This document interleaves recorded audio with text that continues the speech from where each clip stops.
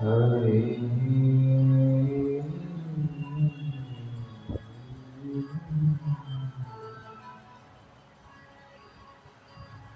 ध्येयं सदा परिभवम्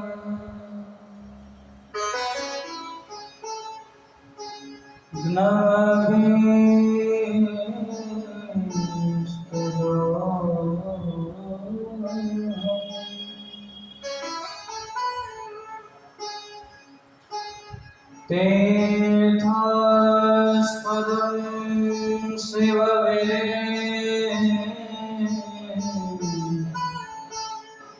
चिनुतं शरणं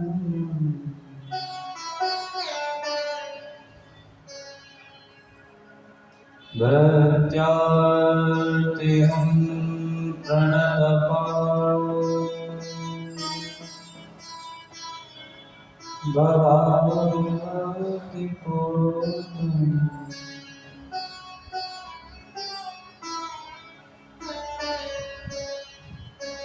वन्दे महापुरुषते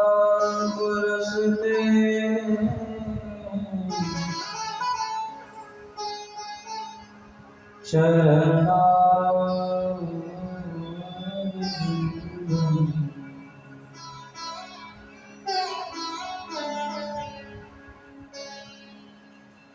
वंशे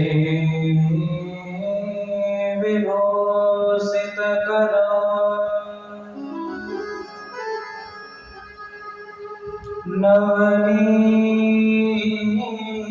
नवनीरदाम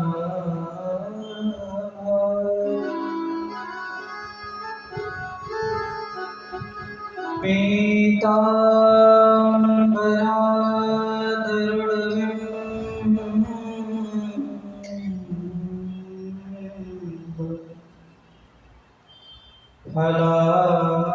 फलाधरोष्ठा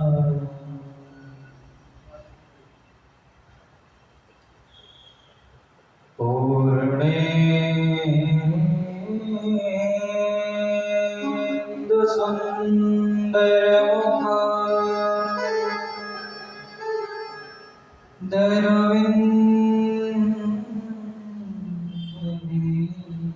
दरविन्दनेत्रा कृष्णात् परं किमपि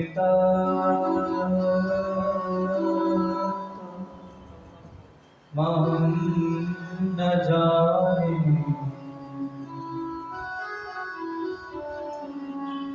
कृष्णात् परं किमपि त्वं न जाने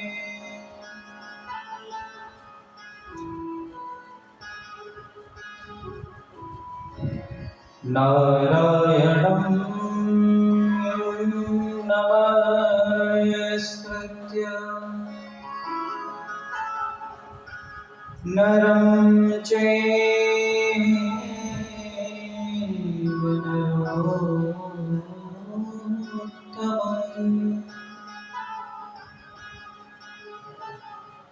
देवीं सरस्वतीं व्यासं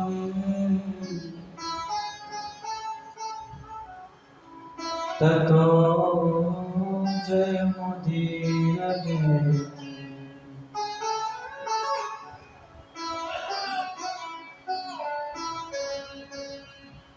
हे देव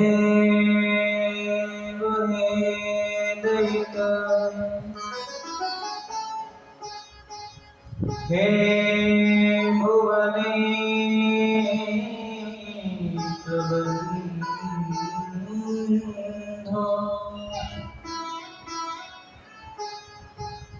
हे कृष्ण हे सकल हे करुणैक सिंधु धोयो।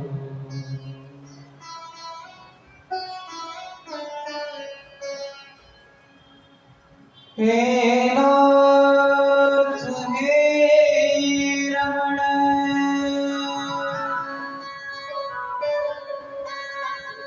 हे नैनो विराम,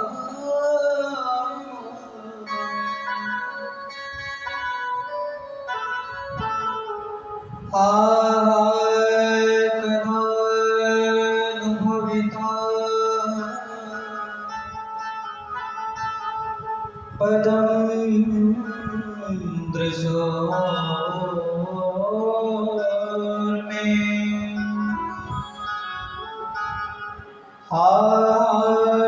कदानुभविता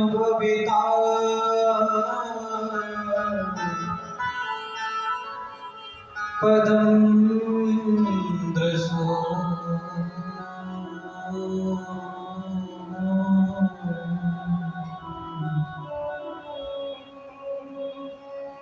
जय जय श्री राधारमण, जय जय नवल किशोर,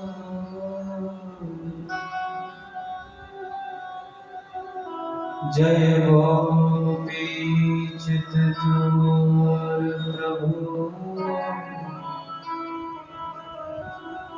जय जय माखन चोर।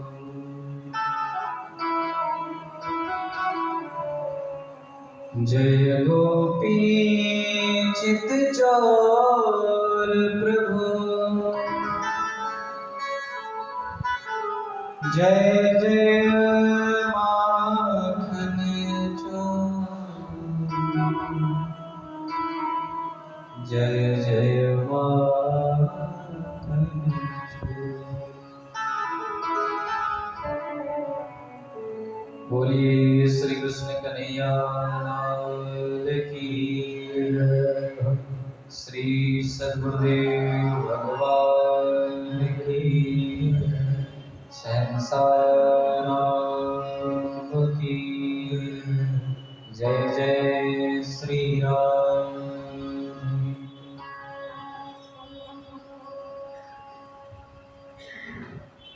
आइए बंद थवाड़ी को पवित्र करने के लिए कुछ क्षण भगवान नाम का आश्रय लें। तत्पश्चात उस परम तत्व के विषय में हम अनुसंधान करेंगे, उस चर्चा करेंगे।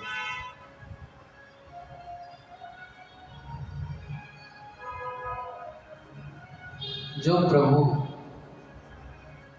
आत्मा राम है, अर्थात हम सबके हृदय में रमण करने वाले हैं, आइए हम सब उनका ध्यान करें। जय जय राम रमण हरि बोल, जय जय राधा रमण हरि हरि बोल, जय जय राधा रमण हरि बोल, जय राधा रमण, जय जय राधा रमण हरि बोल,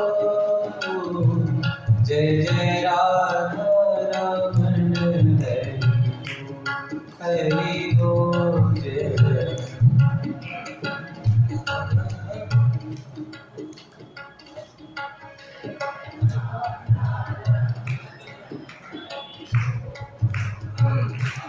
जय जय राधा रमण हरि बोल, जय जय राधा रमण हरि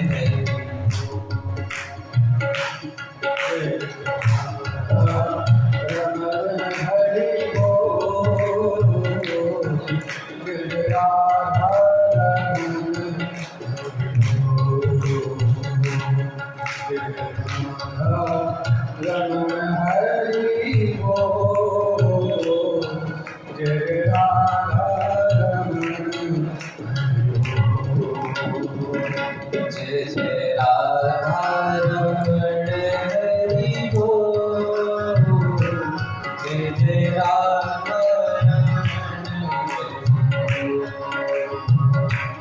जय जय राधा रमण हरि बोल, जय जय राधा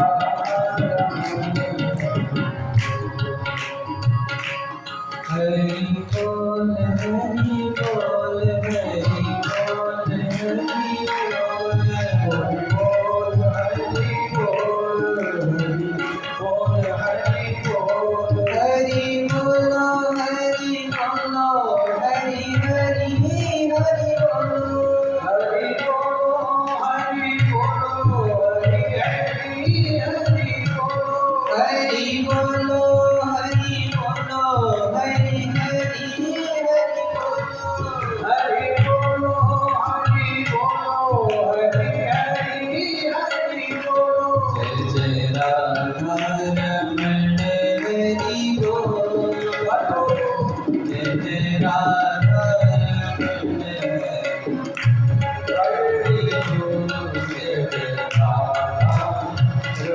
हरि बोल, जय जय राधा रमण हरि बोल,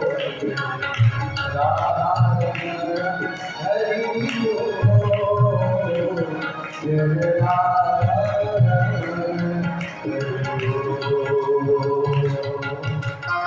हरि बोल, राधा रमण हरि बोल, जय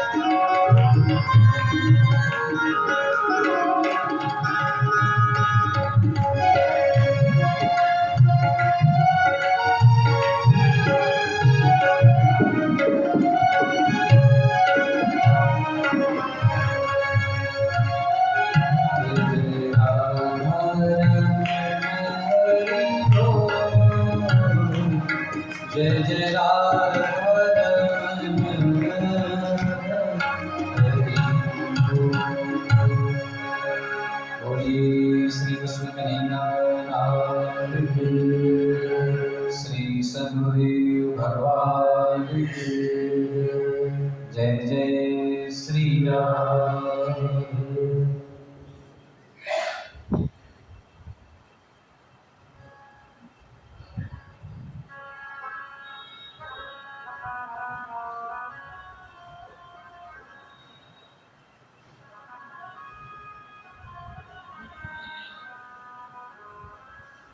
आज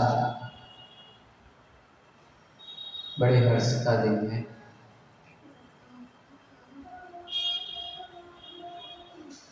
कि हम सब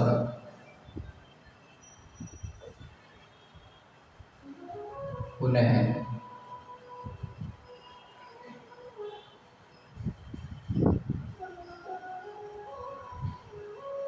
इस वर्ष भी अपने गुरु की स्मृति में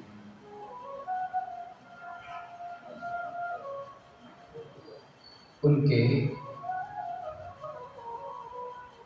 जन्म दिवस पर यह वार्षिक वेदांत सम्मेलन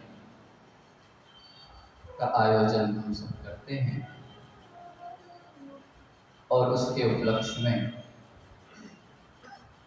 ये 7 दिवसीय श्रीमद् भागवत साप्ताहिक ज्ञान यज्ञ आज से सहसा राम की वाटिका में यह ज्ञान यज्ञ प्रारंभ होने जा रहा है।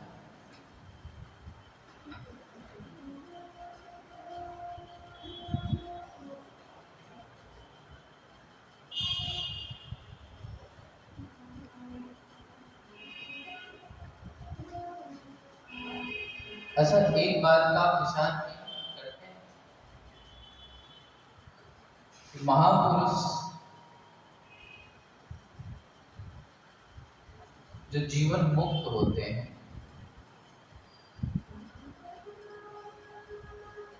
अर्थात जिनका आवागमन आगमन, आवागमन समझना, अर्थात जिनका जन्म और मृत्यु से छुटकारा हो जाता है।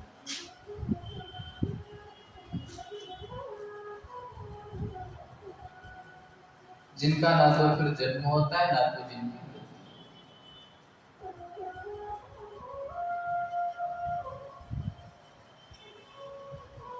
ऐसे जो जीवन मुक्त महापुरुष हैं,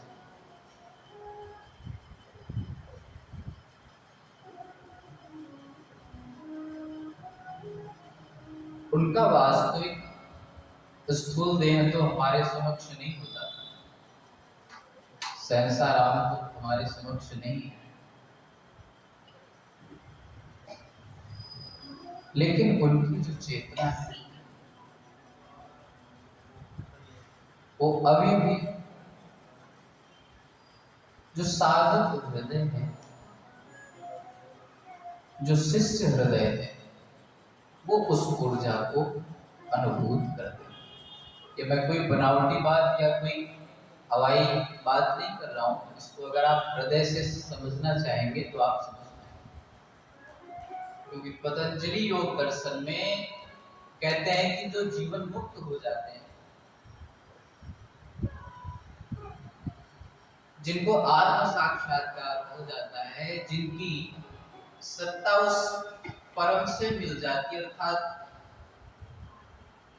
मेरा आत्मा वो जो सर्वत्र व्याप्त सत्ता है, उस परम ब्रह्म से मैंने एकत्व प्राप्त कर लिया। एक तो है ही, बस अनुभव की बात है। तो वो चेतना जो अभी संकुचित है, वो जैसे व्यापक ब्रह्म है,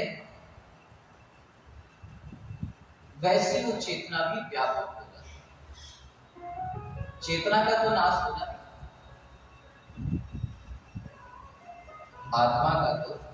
आत्मा तो शाश्वत है।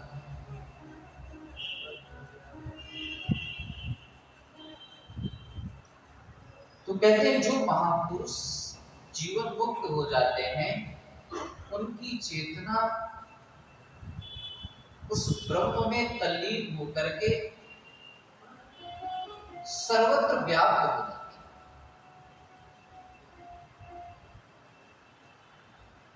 पहले तो एक स्थूल पिंड में समाहित रहती है, लेकिन जब उस परम सत्ता से उनका साक्षात्कार हो जाता है,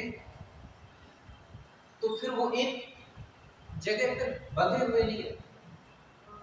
फिर उनका नाम नहीं रहता, उनका कोई रूप नहीं रहता, उनकी कोई उपाधि नहीं रहती, कोई जाति, कोई वर्ण, कोई विशेष नहीं, कोई वर्ण विशेष नहीं।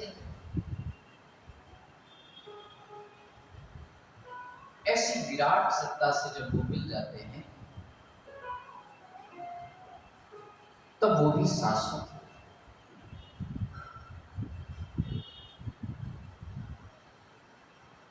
इसलिए अभी भी वो महापुरुष हमें चेतना के रूप में, ऊर्जा के रूप में अभी भी हमें रोमांचित करते हैं। अभी भी जब उनकी छवि को देखो,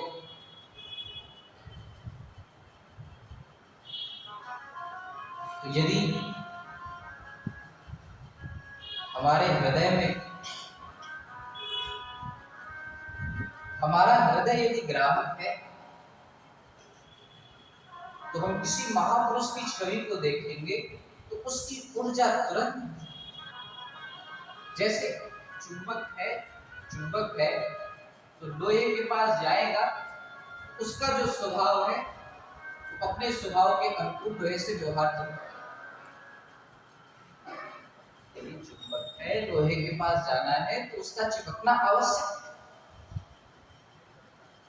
हाँ, यदि लोहे में कोई आवरण ना लगा हो, कोई कपड़ा ना लगा हो, कोई गंदगी ना लगी हो, या चुंबक में कोई ऐसा हो ना हो, व्यवधान ना हो, दोनों में कोई व्यवधान ना हो, तो दोनों का आपस में मेल संभव है। ऐसे ही जब हमारा अंतःकरण निर्मल और श्रद्धा से समाहित, श्रद्धा से युक्त और जिज्ञासु होने लगता है, तब हम जब परमात्मा की छवि को, माना कि दृश्य तो काल्पनिक ही है, मैंने तो सहसा राम को नहीं देखा, मैंने तो विवेकानंद को नहीं देखा, लेकिन जब उनके हम शब्द सुनते हैं, जब उनकी छवि को देखते हैं, तो हमारा हृदय उनकी ओर आकर्षित हो जाता है।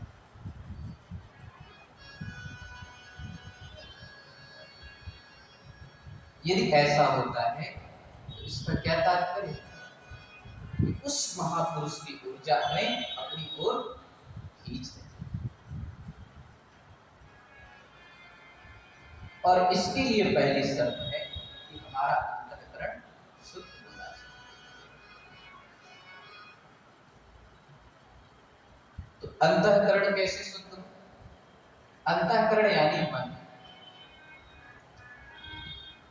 यहाँ पर तो कई लोग हैं जो हमें नित्य प्रति रविवार को, मंगलवार को सुनते ही हैं, और मैं कई बार अंतःकरण की, मन की चर्चा करता हूँ। तो जब हमारा मन, हमारा अंतःकरण शुद्ध होगा, तो हम वो भगवती ज्ञान अपने भीतर समाहित कर सकते हैं। तो वो उसी विधा को, उसी युक्ति को, उसी उपाय को इस श्रीमद् भागवत शास्त्र में बताया है। कैसे हम अपने आप को परिशुद्ध कर सकें, कैसे अपने मन वाणी को शुद्ध कर सकें, कैसे हम अपने जीवन को सुखमय और शांतिमय बना सकें, हम अपने जीवन में आनंद कैसे प्राप्त कर सकें, कैसे हम जीते जी जीवन मुक्ति का बोध कर सकें।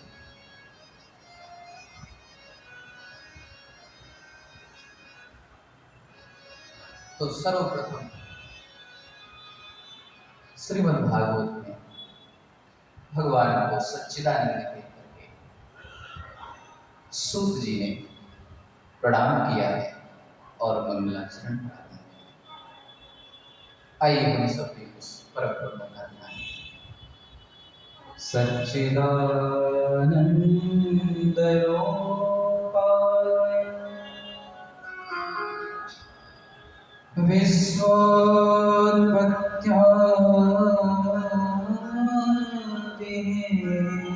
विश्वोत्पत्त्यादिहेतुम् तापत्रय विनाशाय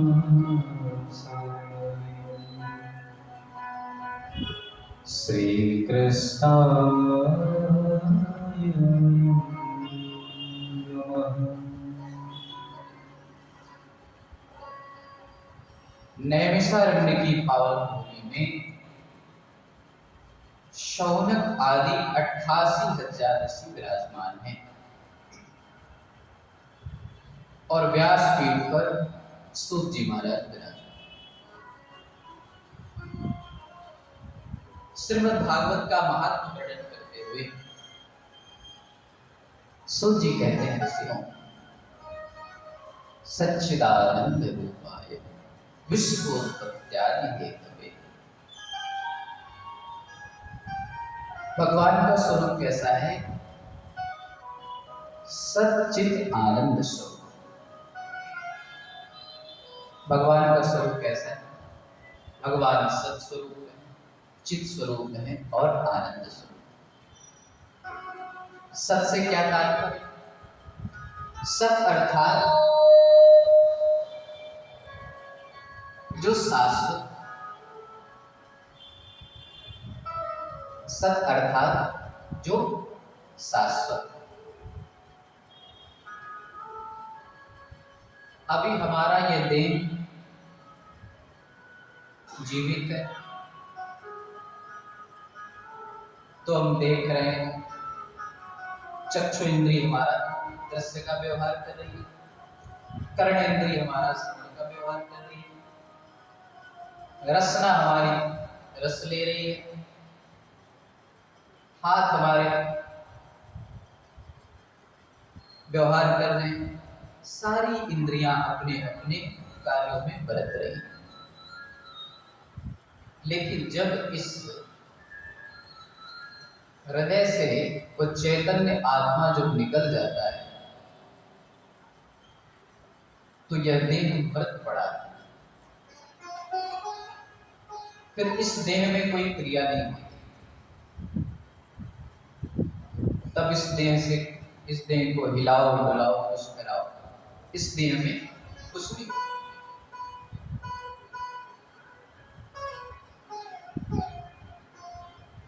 जब यह सृष्टि नहीं थी तब भी वो परमात्मा, जब यह सृष्टि है तब भी वो परमात्मा, और जब यह सृष्टि नहीं रहेगी तब भी वो परमात्मा।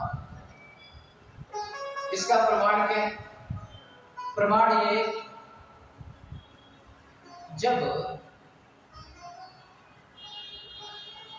एको हम बहुश्यामा, वेद कहता है कि भगवान ने विचार किया कि भगवान ने जब सृष्टि करनी चाहिए तो उनके मन में विचार आया कि मैं एक से बहुत हो जाऊं, एको हम बहुश्यामा। तो जब एक से बहुत होने का विचार आया तो पृथ्वी जल तेज वायु आकाश मनोतत्व इत्यादि सब प्रकट हुए और इससे यह संपूर्ण ब्रह्मांड। पहले कोई ना कोई तत्व था तभी तो ये सारी सृष्टि बनी। और जब यह सृष्टि नहीं रहेगी, अर्थात भगवान जब संपूर्ण सृष्टि को अपने उदर में समाहित करके योग निद्रा में लीन हो जाते हैं, तब भी वो परम सत्ता रहती है।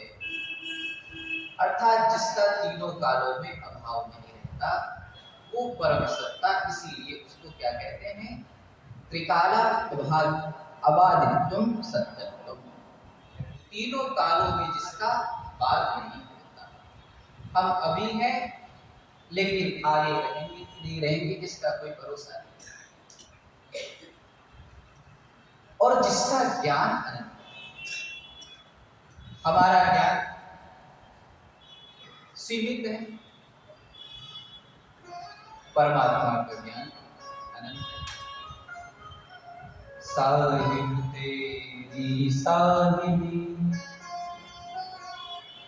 सब घट रही समान, उस साहिब की साहिबी सारे घट में समाहित है। वो घट घट की जानने वाला है।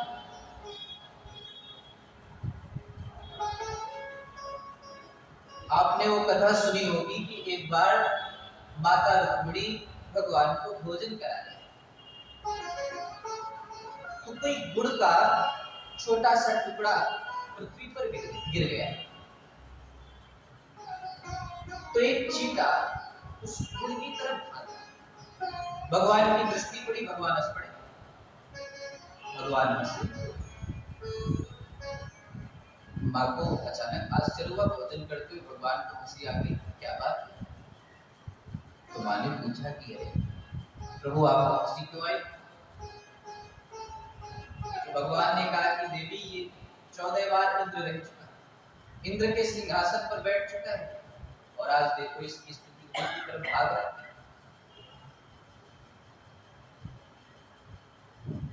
तो भगवान एक कीड़े से लेकर के वो जो इंद्र के सिंहासन पर बैठा है, सबके अंतःकरण के संस्कारों को, सबकी अंतःकरण की वृत्तियों को हम प्रतिपल प्रतिक्षण क्या सोचते, क्योंकि भीतर ही बैठे, कहीं बाहर से उन्हें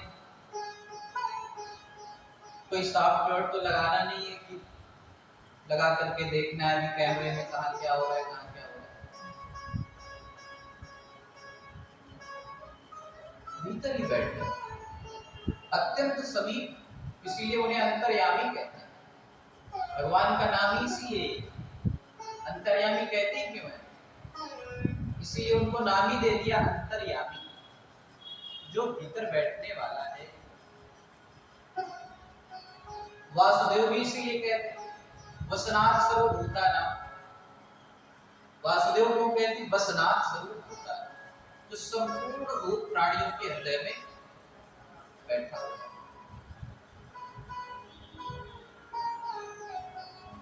तो सत का अर्थ है जो शाश्वत है, अर्थात जिसकी सत्ता कभी मिटने वाली नहीं। संसार में सब कुछ मिट जाए लेकिन वो सदा रहेगा।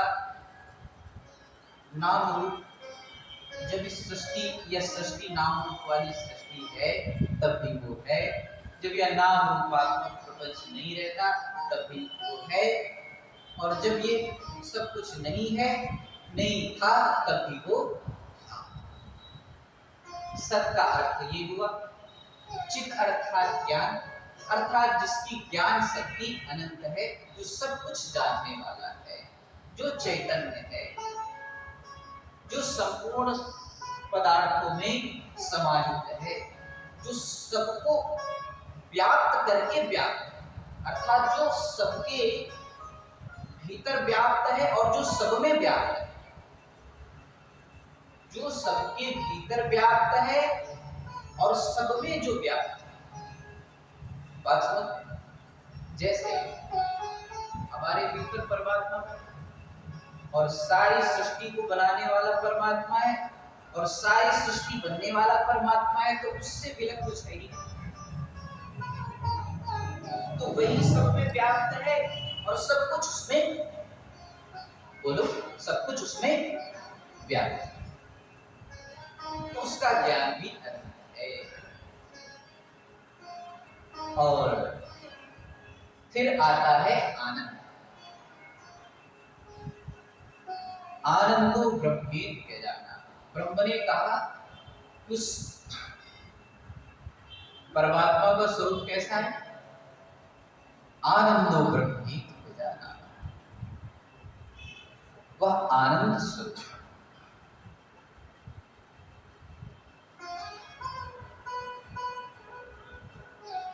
इसीलिए ओशो एक बड़ी अच्छी बात कहता है, हंसना ही मेरा धर्म।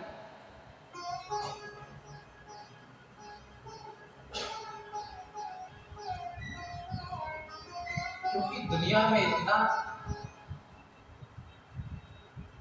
दुख है, इतने लोग पीड़ित हैं, रो रहे हैं, दुख से आक्रांत हैं, और धर्म का तो अर्थ ही है कि जो सुख दे, शांति दे। धर्म तो पीस को देने वाले, पीस यानी सुखी शांति होता है। तो हंसना ही मेरा धर्म, बड़ी अच्छी बात लगी।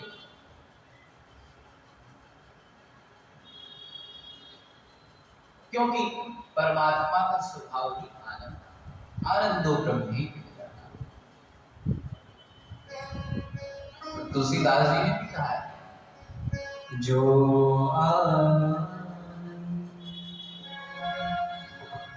सिंधु सुख राशि, जो सिंधु सुख राशि,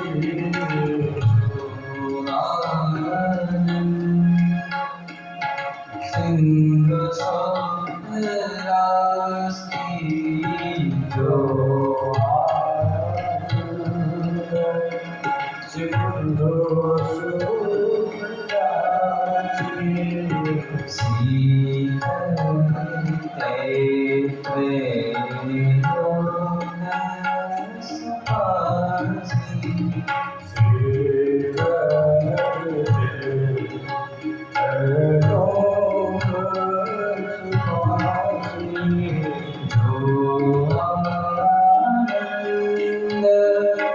जो जो नंद जो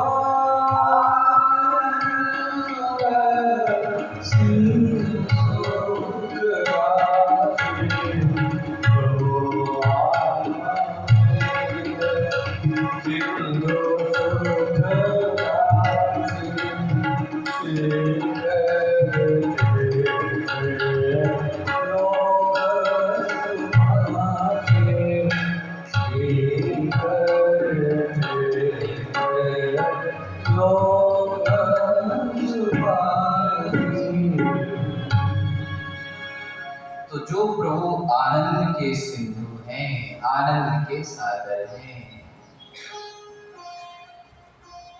जिनके दर्शन मात्र से भागवत में लिखा है आसम हरि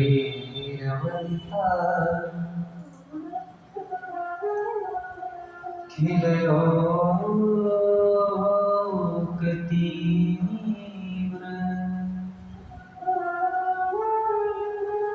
शोका संसार विशो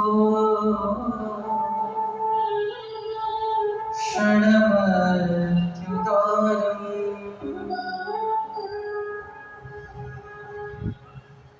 भगवान कपिल कहते हैं कि मां, कि जिसने प्रभु का वह सामना स्वरूप मेघ के समान कांति वाला दिव्य वपु निहार लिया और उनकी मुक्ति जो कांति है, उनका हंसता हुआ मुस्कुराता हुआ जो मुख कमल है, हासम हरिरवंता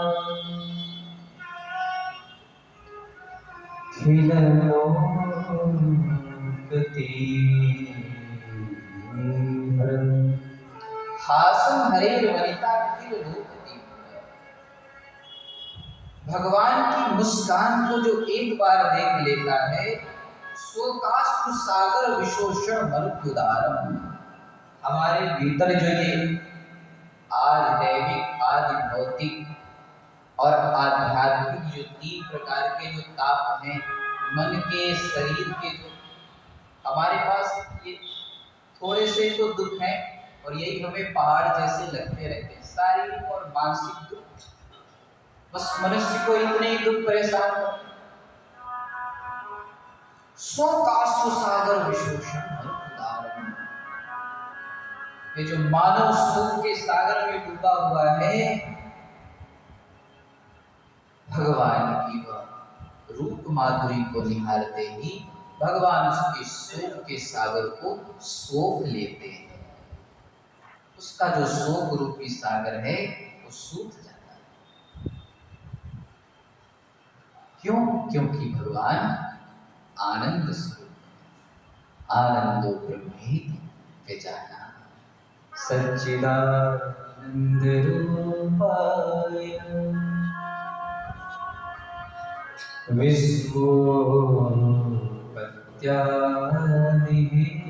विश्वोपत्यादिहेतवे तापत्रय विनाशाय श्री कृष्णाय वयं नमः।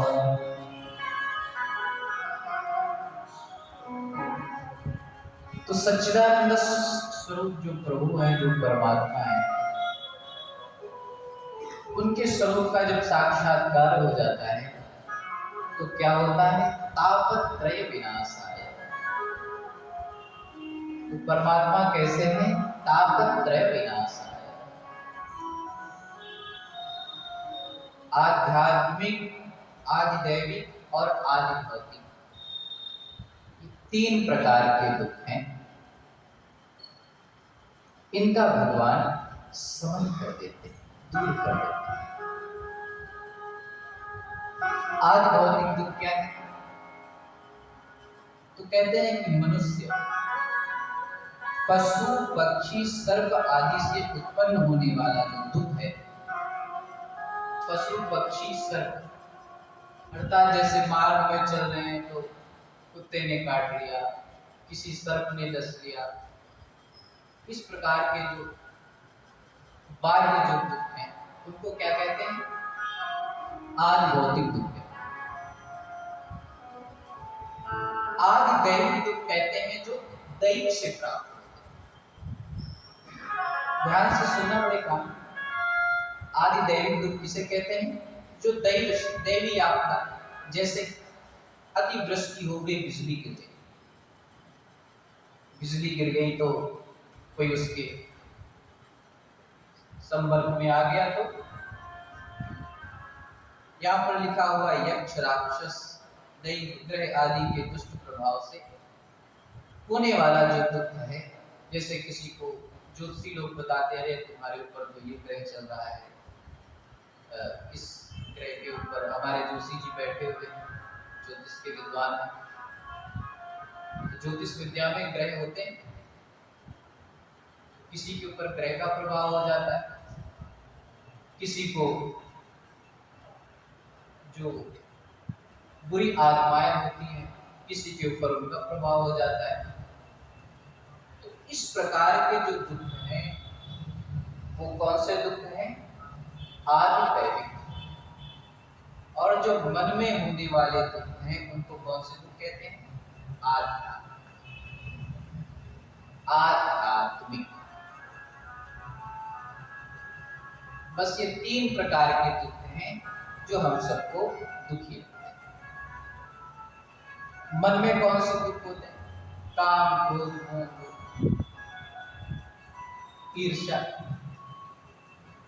ये आदि दैविक और आदि भौतिक तो उतने ज्यादा खतरनाक नहीं, ये तो कभी कभी आते हैं, लेकिन ये आध्यात्मिक तो हमारे पास में, इनको कहीं बाहर से आना, ये हमारे मन में ही बैठे।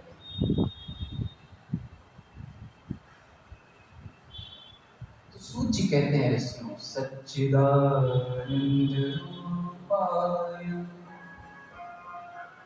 विश्वोत्पत्त्यादि हेतवे तापत्रय विनाशाय श्री कृष्णाय वयं नमः।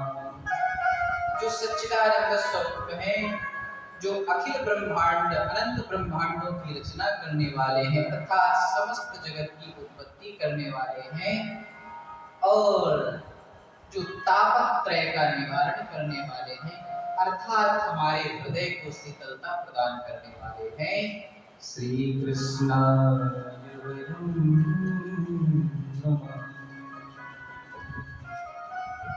ऐसे उन परात्पर परब्रह्म जगत गुरु श्री कृष्ण को हमारा बारंबार प्रणाम है। नेमिषेषोत्तमासीन मविवाद्य महामतिम्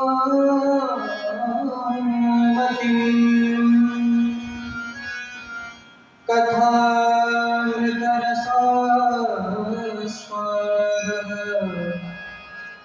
कुशलः सम्यको ब्रवीत्। अब नैमिषारण्य की पावन भूमि में कथामृत रसास्वादः कुशलः सम्यको ब्रवीत्। कथा रूपी अमृत को श्रवण करने में कुशल सौनकादि ऋषियों ने सूत जी से बहुत ही पावन प्रश्न पूछा। सौनकादि ऋषियों ने हाथ जोड़ करके पूछा, भगवान अज्ञान ध्वांत विध्वंस कोटि सूर्य समप्रभ सूताख्यायि कथा सारम् मम कर्णरसायनम्। सौनकादि ऋषियों ने कहा कि प्रभु, अज्ञान ध्वांत विध्वंस कोटि सूर्य समप्रभ, भगवान, आपका ज्ञान करोड़ों सूर्यों के समान है, इसलिए हमारा ये जो हृदयगत अज्ञान है, अज्ञान रूपी अंधकार है, आप अपने ज्ञान से हमारे हृदयगत अज्ञान को मिटा दीजिए। सूताख्याति कथा सारम मम कर्ण रसायनम। जो हमारे कानों के लिए रसायन रूपी अमृत है, ऐसी भगवान की पावन कथा को हमसे कहिए। जो हमारे अज्ञान रूपी भवन का विध्वंस कर दे।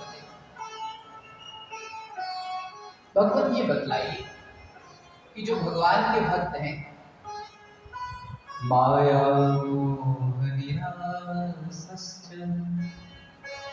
वैष्णवी प्रियते, ये जो भगवान के भक्तजन होते हैं, ये माया मोह से कैसे छूटते हैं, कौन सा उपाय करते हैं जिससे इनकी माया मोह का निराश होता है। अच्छा, माया और मोह का तात्पर्य क्या है? माया से क्या तात्पर्य, मोह से क्या तात्पर्य? मैं चाहता हूं कि समय भी अपना है, स्थान भी अपना है, बहुत आराम से और एक एक शब्द को, एक एक पंक्ति को लेकर के। माता जी कोई जल्दी तो नहीं है ना, आराम से, हमारे पास समय है ना।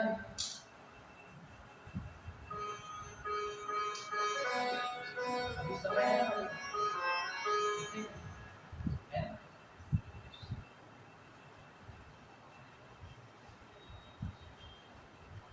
तो माया और मोह का निराश हो जाए,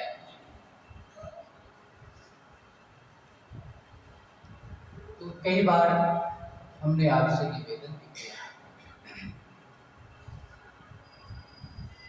और संत जन से भी हम सुनते आते हैं। आपने भी सुना है कि मृत्यु के समय बड़ा कष्ट होता है, मृत्यु का सबको बड़ा भय लगता है। आप भी कहोगे कि महाराज जी बार बार बहुत बार कह रहे हैं, मरने की बात करते हैं।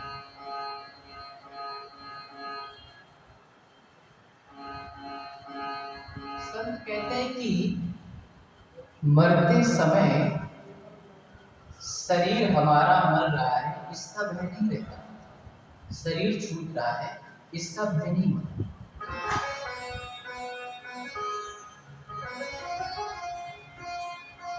जब हम देखते हैं कि ये जीवन भर हमने आपाधापी करके और बड़ी मशक्कत करके, और ये जो जितना भी हमने जोड़ा है और आसपास जो भी हमने खड़ा किया, और बस अभी आया हवा का झोंका और सब मिट गया, एक लकीर भी नहीं बची, हाथ हमारे।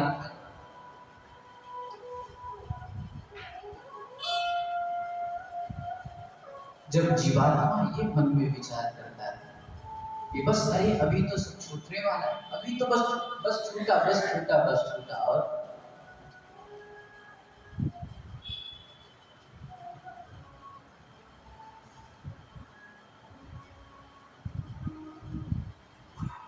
दुख इस बात का, क्योंकि हमने उसी को सत्य मान रखा, क्योंकि हमारा वहां अत्यंत मोह। बस वैष्णव जन इससे कैसे छूटते, 100 रुपया ऋषि उसी का उपाय। माया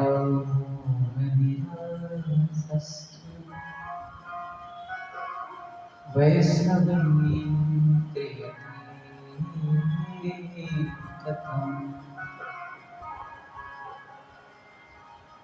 और जो भगवान के भक्त होते हैं उनकी मृत्यु भी उत्सव बन जाती है, क्योंकि उन्हें पता है कि जो भीतर बैठा है शरीर तो मात्र आवरण है, बस इससे निकलना है बाहर, और जिससे मिले हुए हैं भीतर, इस शरीर से छूटेंगे तो बस उसी के पास जाकर के मिल जाते हैं। उसके लिए मृत्यु जैसी कोई चीज है ही नहीं। इसलिए दूसरा प्रश्न फिर कर दिया आगे, फिर क्या कह रहे हैं?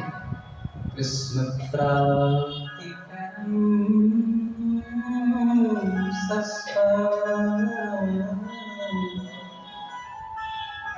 साधनम तद्वदा।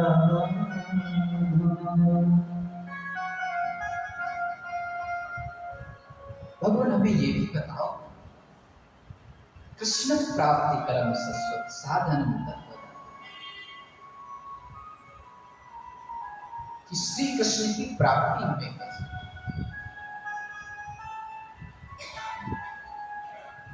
कैसे हमें?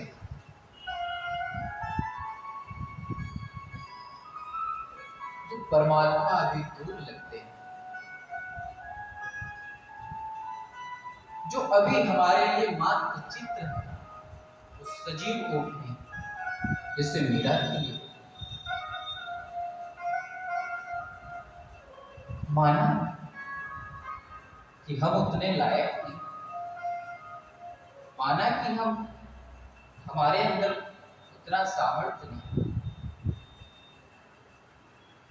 तू अंबर की अंक कथा,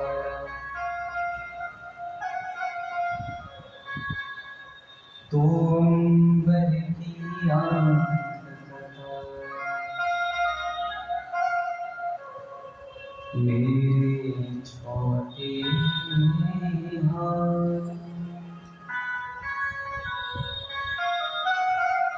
सजन में भूल गई। परमात्मा हमें बड़ी दूर लगता है, जैसे आकाश में तारे, उनको पकड़ना, उनको छूना हमारे लिए असंभव है।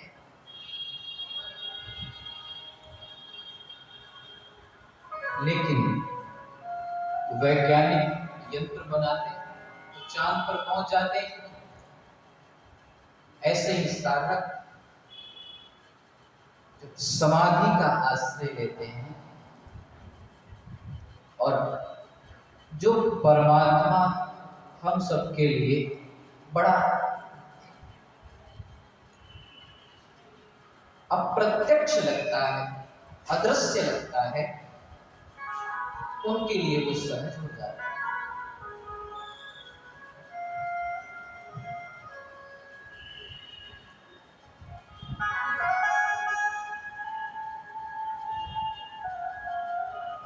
मीरा तो जब चाहती है तब कृष्ण को देखो, मीरा के लिए तो कोई पर्दा नहीं,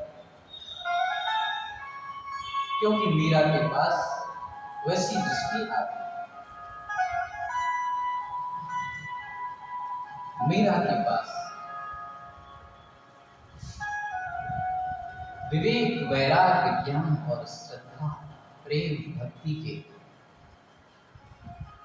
फूल खिल चुके हैं, वैसी सुगंध आ गई है जिससे कृष्ण उनके पास दौड़े दौड़े चले।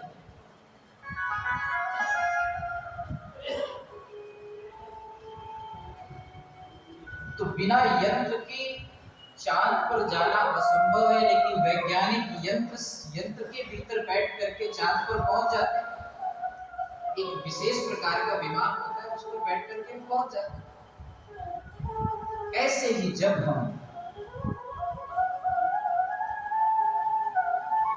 साधना का आश्रय लेते हैं, भक्ति का आश्रय लेते हैं, शास्त्र का आश्रय लेते हैं और धीरे धीरे अपने अंतःकरण को परिशुद्ध करते हैं, तो जो परमात्मा अभी अप्रत्यक्ष है वो हमारे लिए प्रत्यक्ष होने लगता है, हमारे भीतर ही बैठा है। गीता में भगवान ने बहुत बार कहा। आइए हम सब स्मरण ही कर लें। ज्योतिषामपि तज्ज्योति तमसः परं मुच्यते। ज्ञानं ज्ञेयं ज्ञानगम्यं हृदि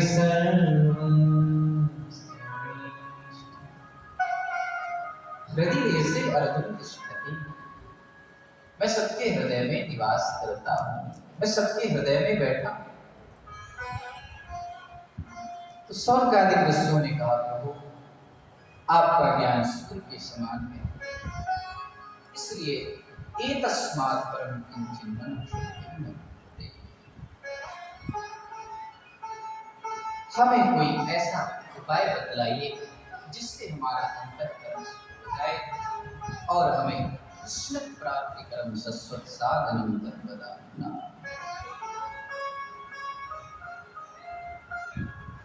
हमें श्री कृष्ण की शाश्वत प्राप्ति हो जाए, फिर बिछोह ना हो, वियोग ना हो।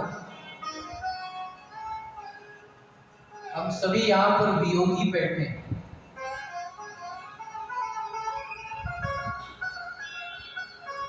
ध्यान रखना, हम सभी यहाँ पर वियोगी हैं।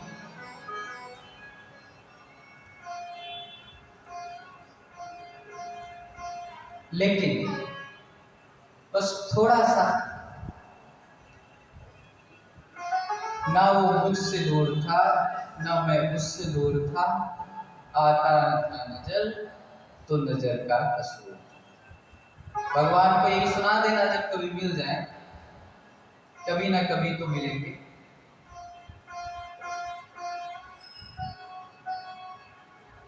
मनमोहन मैं रोक नहीं पाता हूँ। एक मन तो कहता है कि कथा भी नहीं पूरी होगी, कभी कभी भजन भी ध्यान में आ जाते हैं, तो फिर मैं रोक नहीं। सुना दो माता जी, एक लाइन सुना दो। मनमोहन तेज प्रभु मिल जाओगे आप कहीं ना कहीं, मिल जाओगे आप कहीं ना कहीं। मनमोहन तेरी प्रभु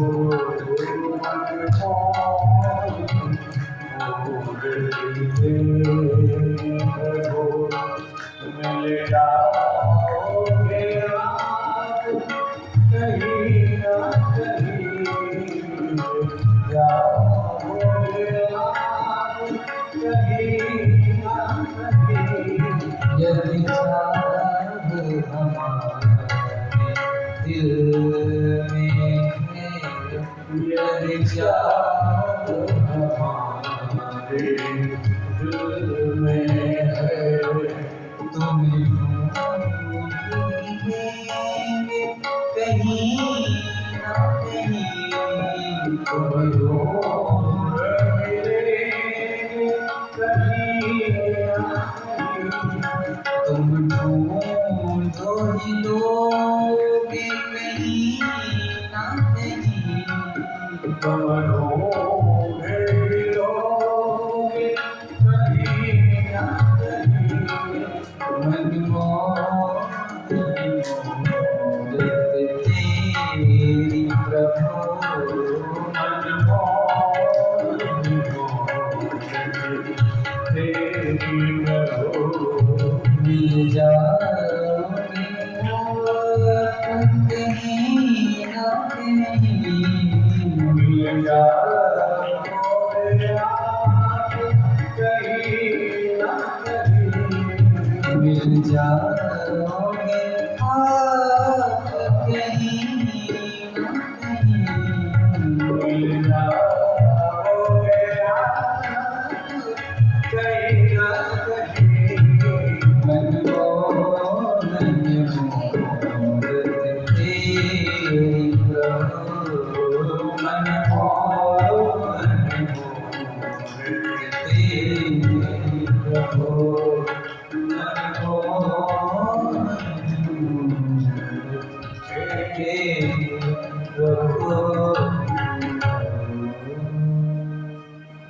तो मिल जाओगे। तो देखो, ये पुकारना व्यर्थ नहीं जाएगा। ये पुकार भगवान ने पशु की भी पुकार सुनी है। भगवान ने पशु की भी पुकार सुनी। गज गज और ग्राह सबको स्मरण होगा। गज और ग्राह पुकार कभी व्यर्थ नहीं जाती।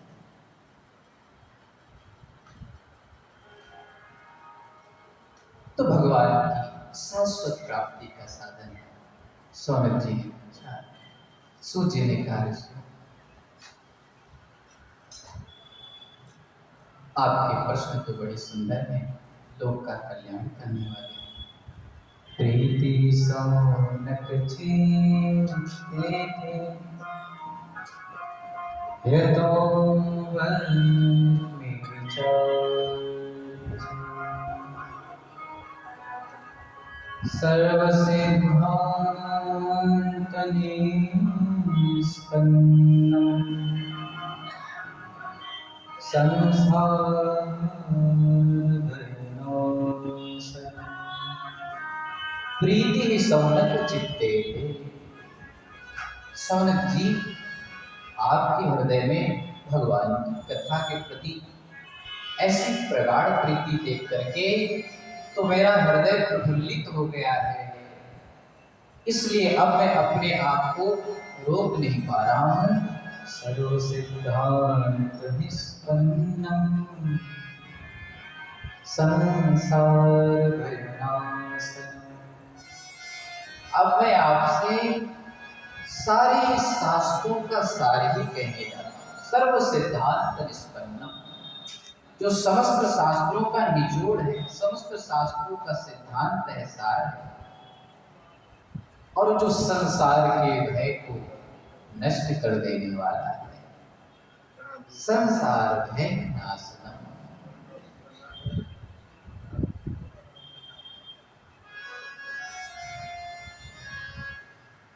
तो वह क्या है जिसमें समस्त शास्त्रों का सार समाहित है और जो संसार के भय का निवारण कर देगा। तो सूत जी ने कहा, ऋषि कलिकाल के प्राणियों पर अनुग्रह करके पूज्य गुरुदेव भगवान श्री सुखदेव जी महाराज ने इस कलिकाल में उनके मुख से जो श्रीमद् भागवत रूपी परमहंसों की संहिता गाई गई है, जिसमें समस्त वेद वेदांतों का तत्कथास्तु वेदार्थः श्लोके श्लोके पदे पदे, जिसकी प्रत्येक श्लोक में, प्रत्येक श्लोक के पद पदांत में वेदों का अर्थ समाहित है, ऐसी पावन कथा को मैं आपसे कहने जा रहा हूं। एकाग्रचित्त होकर के, दत्तचित्त होकर के सुनना।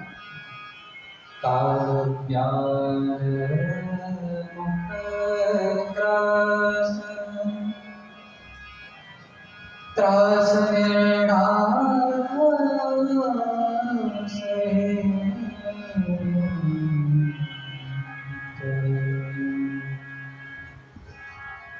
श्रीमद्भागवतम्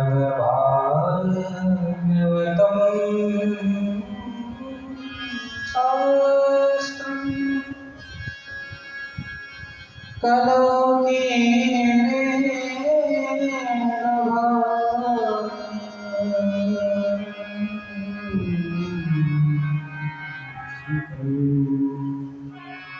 श्रीमद्भागवतम् शास्त्रम् कलौ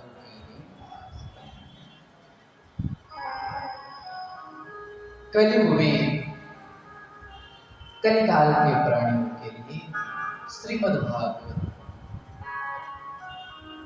कलिकाल के प्राणियों का कल्याण करने के लिए लिए सबसे उत्तम ग्रंथ।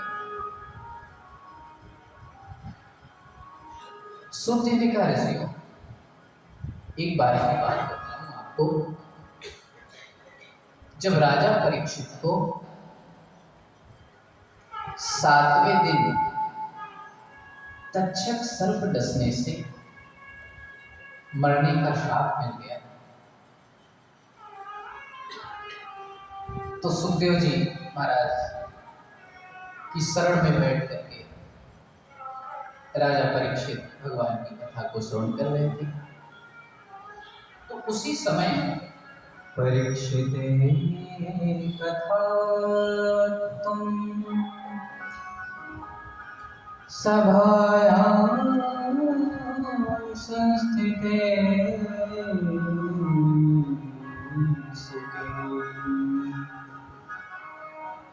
सुधा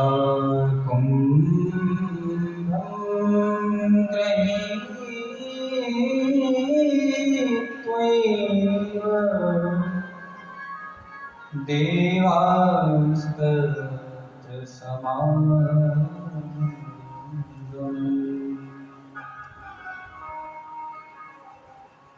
जब भगवान सुखदेव राजा परीक्षित को कथा सुना रहे थे तो स्वर्ग में देवताओं को पता चला। देवताओं को जब पता चला कि भगवान सुखदेव राजा परीक्षित को श्रीमद् भागवत की कथा सुना रहे हैं, राजा परीक्षित को 7वें दिन मरने का श्राप मिल गया है, सुधा कुंभम गृहीत्वैव देवास तत्र समागमः। जहां पर सुखदेव जी राजा परीक्षित को कथा सुना रहे हैं, वहां पर देवतागण अमृत का कलश लेकर के प्रकट हो जाते हैं और सुखदेव महाप्रभु से बोलते हैं, सुखम नत्वा वदन् सर्वे स्वका सदा सुरा तथा सुधा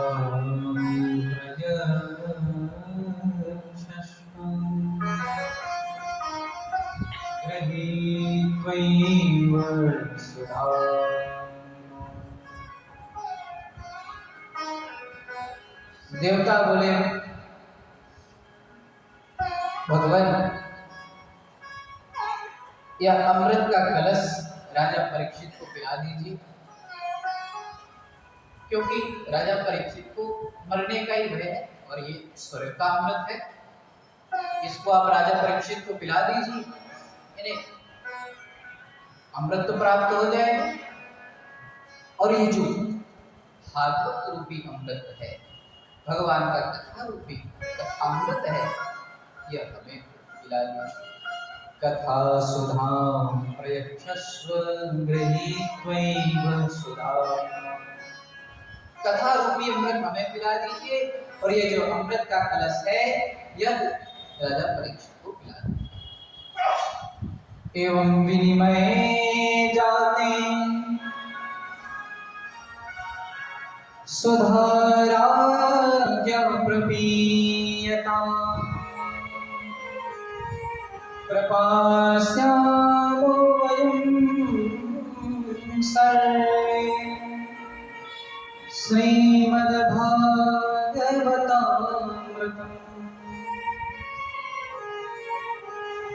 इस प्रकार से सुखदेव जी ने सुना तो सुखदेव जी को हंसी आ गई और बोले, देवताओं ये बताओ, कहीं कांच और मणि की तुलना हो सकती है क्या? अरे कहा तुम्हारा ये जो स्वर्ग का अमृत है, एक कांच का टुकड़ा, और ये जो भगवान का कथा रूपी अमृत है, देवता भी मृत्यु के अधीन है। पुण्य पुण्य मृत्यु लोकम विशन्ति। देवताओं के संबंध में कहा जाता है कि जब देवताओं के पुण्य क्षीण हो जाते हैं ना, तो उन्हें भी मृत्यु लोक में आना पड़ता है, उन्हें भी आत्मज्ञान नहीं होता। वो ब्रह्म साक्षात्कार करके जीवन मुक्त नहीं हो पाते, वे भी मृत्यु लोक में उन्हें आना पड़ता है। लेकिन ये जो भगवान का कथामृत है, ये तो शाश्वत जीवन मुक्ति देने वाला है, ये तो परमात्मा से एकत्व प्रदान करने वाला है। तो कहाँ तुम्हारा कांच का टुकड़ा और कहाँ ये हमारी मणि? तो मणि और कांच के टुकड़े का विनिमय अर्थात अदला बदली हो सकती, बराबरी हो सकती। कांच का टुकड़ा और मणि, मैं कहूं कि विजय जी को कांच का टुकड़ा दे दूं और विजय जी से मणि ले, तो ऐसा हो सकता है? कोई बराबरी? वसुधा वकथालोके वकाचः कमणिर्मः ब्रह्मरात्मनि चालेवम् तदा देवान् जहासः।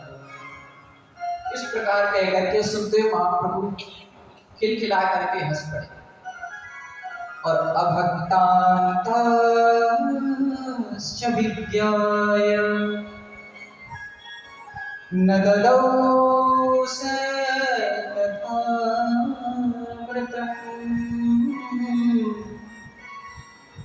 श्रीमद्भागवती वार्ता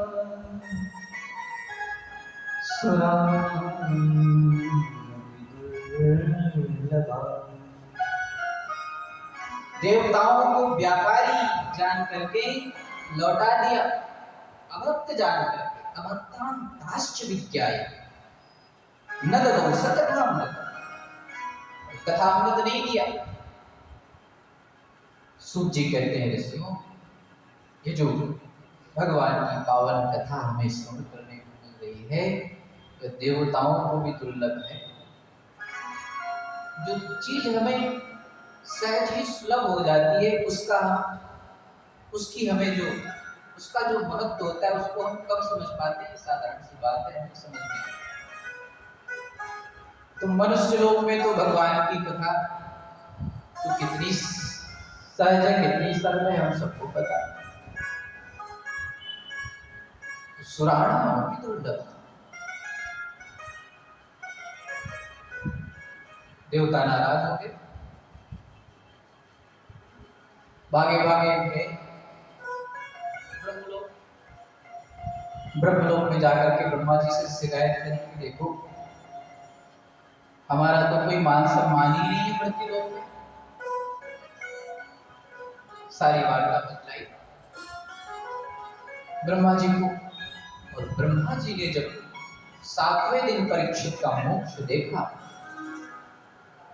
परीक्षित का देह तो भस्म हो गया, लेकिन उनकी चेतना उस परम सत्ता के साथ एक होकर के,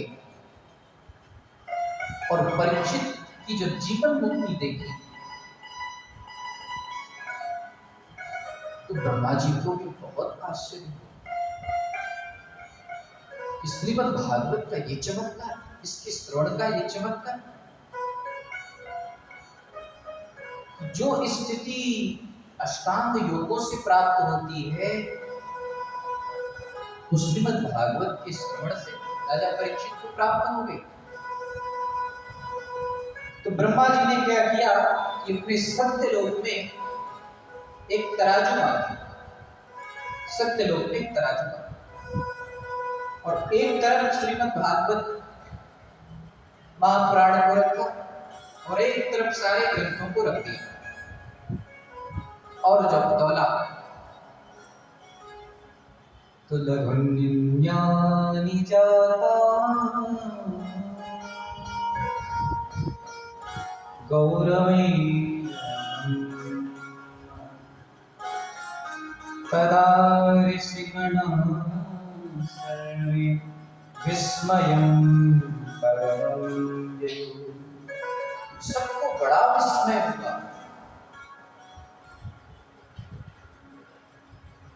कि श्रीमद् भागवत का जो पलड़ा था वो तो सबसे भारी रहा, और जो अन्य ग्रंथों का पलड़ा था वो हल्का पड़ा। कहने का तात्पर्य ये तो एक प्रतीकात्मक बात है, तराजू की जो बात है वो तो एक प्रतीकात्मक है। समझने की यहाँ पर बात ये है, तराजू का अर्थ है अनुसंधान, तौलने का अर्थ है अनुसंधान किया। शास्त्रों की बड़ी, अभी आगे बहुत ऐसी बातें आएंगी जो बहुत प्रतीकात्मक है, जो दृष्टात्मक है, लेकिन उनका बाहर से संबंध कम रहता है। वो प्रतीकात्मक रूप से बाह्य लौकिक दृष्टांत होते, लेकिन लौकिक बातें तो होती है, लेकिन उनका जो संबंध होता है वो हमारे अंतर्देश से, हमारे अंतर जगत से। तो जब ब्रह्मा जी ने अनुसंधान किया, आगे भागवत में प्रमाण भी, भागवत में प्रमाण भी है कि भगवान ब्रह्म कार्ष्णेन तिरन्वीक्षमनीषया तदद्यवस्य कूटस्थो रतिरात्मन यतो भवे, कि ब्रह्मा जी ने 3 बार वेदों का मंथन किया और उसके बाद इस प्रमाण पर पहुंचे कि भगवान की भक्ति ही सर्वोत्तम है, भगवान की भक्ति से ही उनकी प्राप्ति हो सकती है।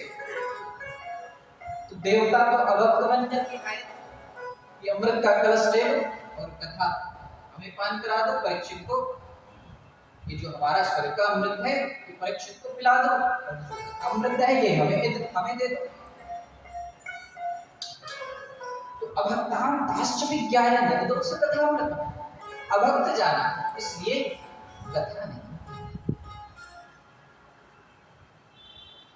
भक्त नहीं थे इसलिए देवताओं को अभक्त जान करके सुखदेव महाप्रभु ने भगवान की कथा अनधिकारिक घोषित कर दी। तो जब ब्रह्मा जी ने परीक्षित का मोक्ष देखा तो घोषणा कर दी, मेरे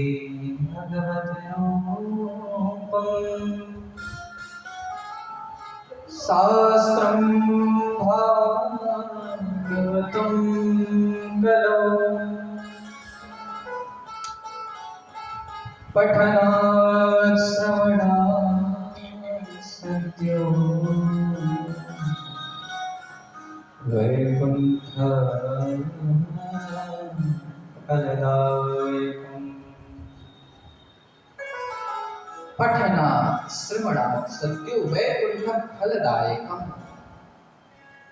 पठनात् पठने से, श्रवणात् श्रवण करने से, सत्य वैकुंठ फलदायक, सत्य शीघ्र ही उसे अपने हृदय में ही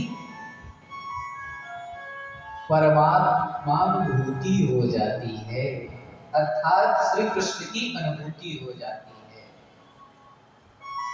और श्रीमद् भागवत में तो यहाँ तक लिखा है कि श्री कृष्ण समताम लभे, ऐसा करके एक श्लोक, कि श्रोता और वक्ता श्री कृष्ण के समान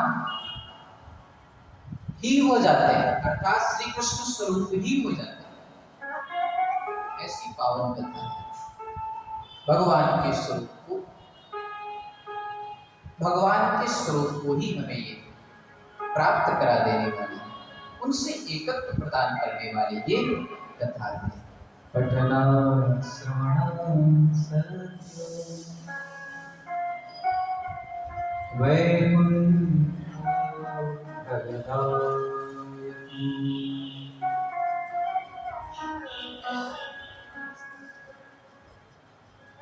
अच्छा, हमारी बातें आप तक पहुंच तो रही है ना, स्पष्ट पहुंच रही है ना, सबको पहुंच रही है ना बातें स्पष्ट। तो इस प्रकार से यह देव दुर्लभ कथा है।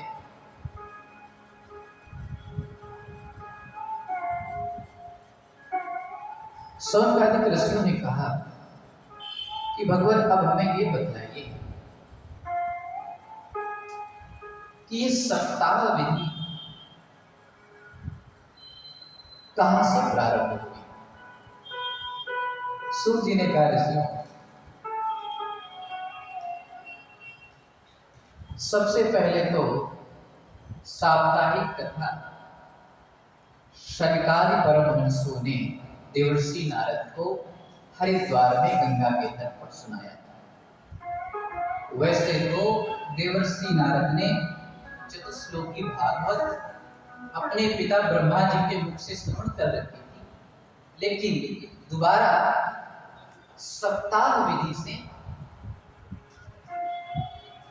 सनकादिक परमहंसों से देवर्षि नारद ने गंगा द्वार समीपे तु तटमानंद नामकम, हरिद्वार में आनंद नामक तट पर सप्ताह विधि से श्रीमद् भागवत का श्रवण किया। इस प्रकार से जब सूत जी ने कहा, सनकादिक ऋषियों ने कहा कि प्रभु हमारे मन में एक शंका हो कि देवर्षि नारद को एक जगह टिकते नहीं, जब देखो तब श्रीमन नारायण।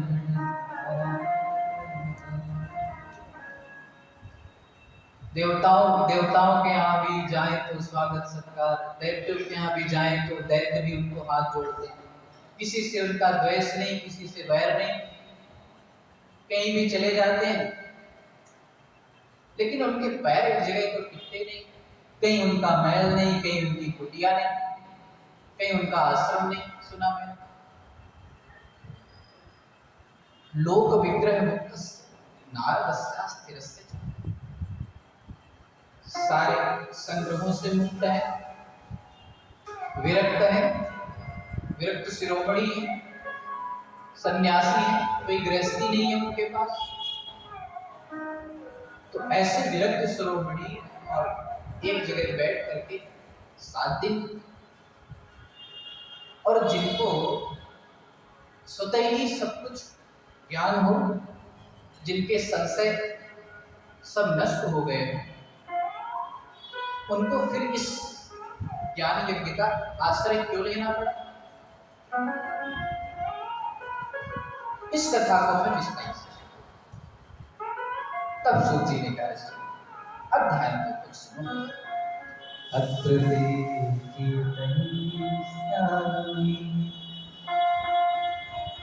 भक्तियुक्तं कथानकं सुखेन ममया प्रोक्तं रहस्यं विचार्य च। जो मेरे गुरुदेव भगवान सुखदेव ने मुझे अपना परम शिष्य, अपना अति प्रिय शिष्य जाने करके मुझसे कहा था, वही कथानक मैं अब तुमसे कहने वाला हूँ। एकदा हि विशालायां चत्वार ऋषयो मनाः सत्संगार्थं समायातः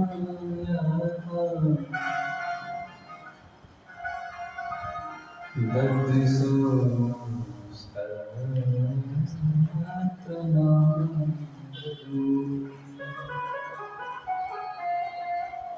एकदा हि विशालायां चत्वार ऋषयो मनाः। सूत जी कहते हैं, ऋषियों, बद्री विशाल में एक बार की बात है, सनक, सनंदन, सनातन और सनत कुमार, ये चारों निर्मल ऋषि सत्संग की इच्छा से भ्रमण कर रहे थे। तभी उन्होंने एक दृश्य देखा। क्या देखा कि उधर से बड़े वेग से देवर्षि नारद चले आ रहे, हाथ में वीणा तो है लेकिन कोई स्वर नहीं। जो मुख हमेशा मुस्कुराता रहता था, वो आज कुम्हलाए हुए कमल के समान हो गया, मुरझा गया। परमहंसों ने देखा कि अरे हमारे भ्राता की, हमारे भैया की, हमारे भाई की ये स्थिति, क्या बात है? तो पास जाकर के पूछा, कथम ब्रह्मण दीनमुखः कुतश्चिन्तातुरो भवेत् त्वरितं गम्यते कुत्र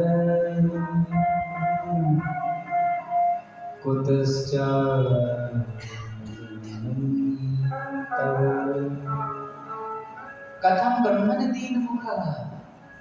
हो ब्रह्मन, अरे ब्रह्मन, अरे देवर्षि नारद, दीनमुखः कथम, अरे ये तुम्हारा मलिन मुख कैसे हो गया?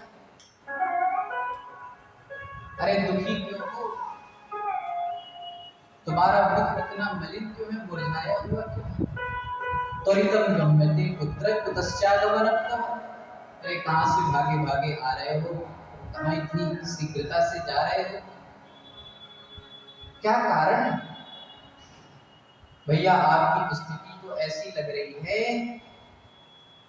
इदानीं शून्यचित्तोऽसि गतवित्तो यथा तवेदं मुक्तसङ्गस्य मूर्छितं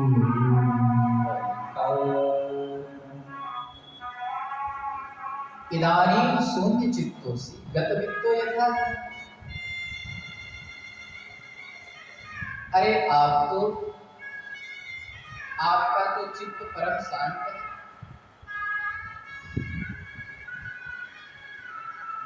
लेकिन आपकी स्थिति अभी ऐसी लग रही है कि जैसे कोई बहुत बड़ा धनिक,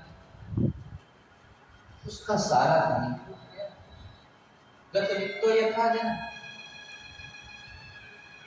इदानीं शून्यचित्तोऽसि गतवित्तो यथा तवेदं मुक्तसङ्गस्य नोचितं भवता। अरे आप जैसे मुक्त पुरुष के लिए ऐसी स्थिति शोभा नहीं देती। आप हमें अपने दुख का कारण बताइए, क्या कारण? तब देवर्षि नारद ने हाथ जोड़ करके बोला कि भगवान क्या बताऊं, मैं सत्संग की इच्छा से इस पृथ्वी पर भ्रमण कर रहा था कि मैंने कहा चलो संतों का साथ होगा, कुछ हरी चर्चा होगी, लेकिन मैं समस्त तीर्थों में गया,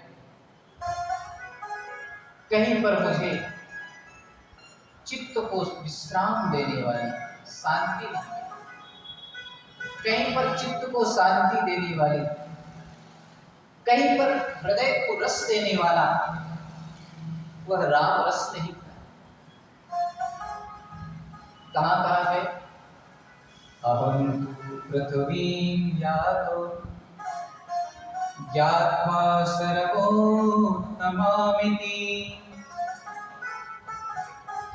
पुष्करं च प्रयागं च काशीं गोदावरीं तथा हरिक्षेत्रं कुरुक्षेत्रं श्रीरङ्गं सेतुबन्धनम्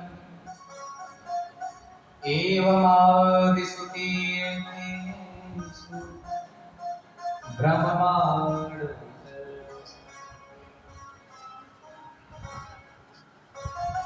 पुष्करं च जब प्रयाग पुष्कर गया, प्रयाग गया, काशी गया, गोदावरी गया, श्रीरंग गया, सेतुबंध गया, रामेश्वरम गया, लेकिन नावपस्यं कुत्रचित् शरणं मनः संतोषकारकम्। मैंने कहीं पर मन को संतोष देने वाली शांति नहीं देखी। क्यों नहीं देखा? क्योंकि कालिना धर्म मित्रेण धरेयं बाधिता। ये जो कली का मित्र अधर्म है ना, इसने धर्म के जितने भी परिकर हैं उन सबका बाध करे। सत्यम नास्ति तपः शौचम दया दानम न विद्यते उदरम भरणो जीवाः पराक्रमः भूतभासः। ना तो सत्य है, ना तो तप है, ना तो दया है, ना तो दान है। सिर्फ संसार किसमें लगा हुआ है? उदरम भरणो जीवाः पराक्रमः भूतभासः।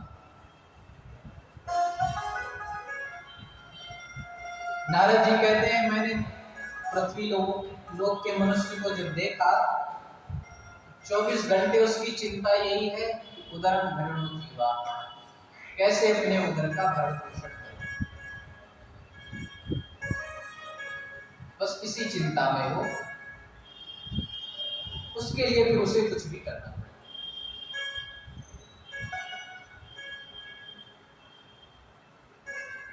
अपनी आत्मा की कुछ खबर नहीं। जो भीतर बैठा चैतन्य है,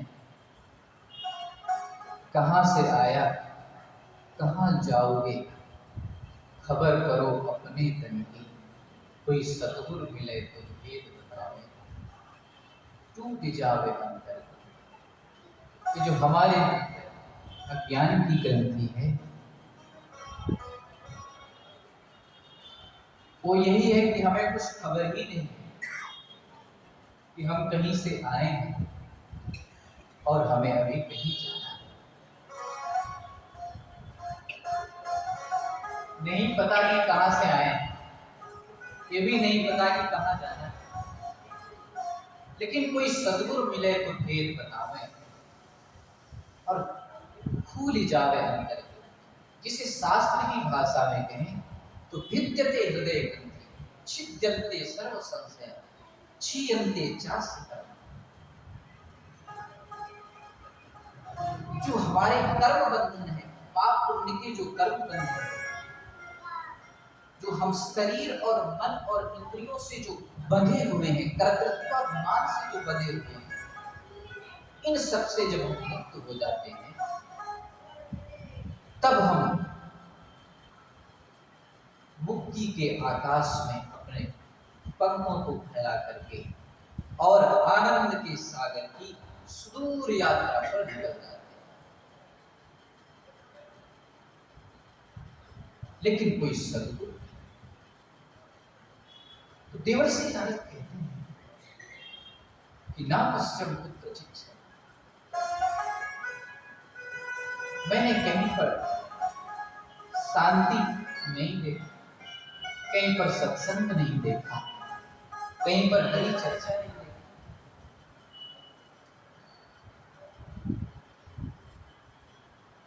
और सत्संग के नाम पर तो जहां देखा वहां पर मैं कुछ ज्यादा बोल जाऊंगा तो हो सकता है किसी को बुरा भी लगे।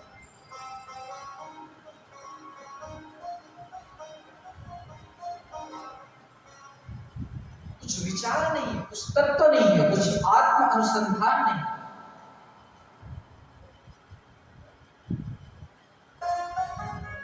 सिर्फ हम देह तक ही सीमित रह गए।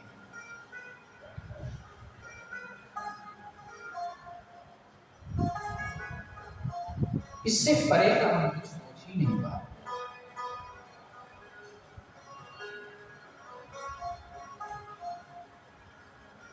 कैसे वहां तक पहुंचना हो पाए?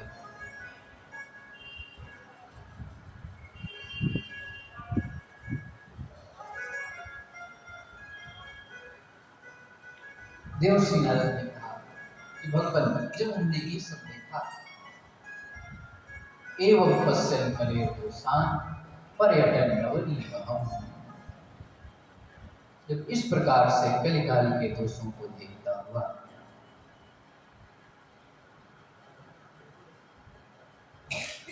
जब मेरा चित्त बहुत अशांत हो गया,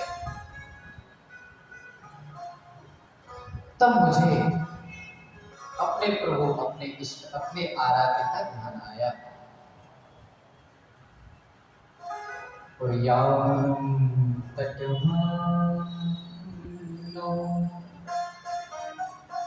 यत्र लीला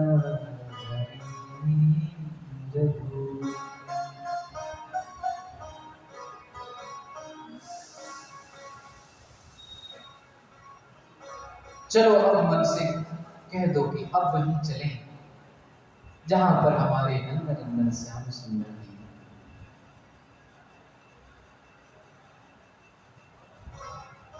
कभी अधरों पर बांसुरी रख करके सुंदर संगीत छेड़ा था, और कभी तो नंगे पैर गायों के पीछे वन वन विचरण किया था, और कभी गोपियों का आंचल पकड़ करके मचल जाते थे, कभी माँ की डांट खाई थी, कभी मित्रों के साथ खिलौने की थी।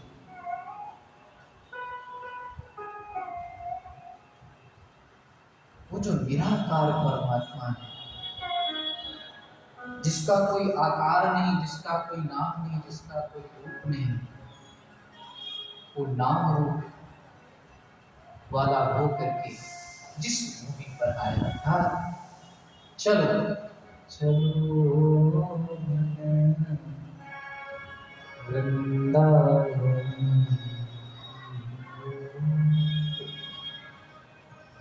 चलो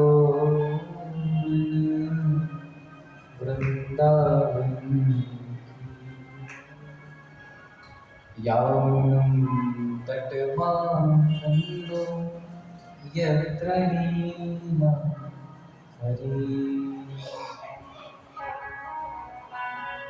तो देवर्षि नारद को भगवान के उस चिन्मय धाम वृंदावन का ध्यान आया,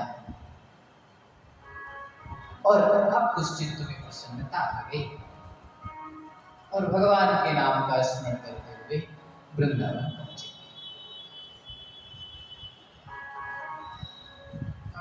देवर्षि नारद कहते हैं, लेकिन भैया जैसे ही मैं वृंदावन पहुंचा,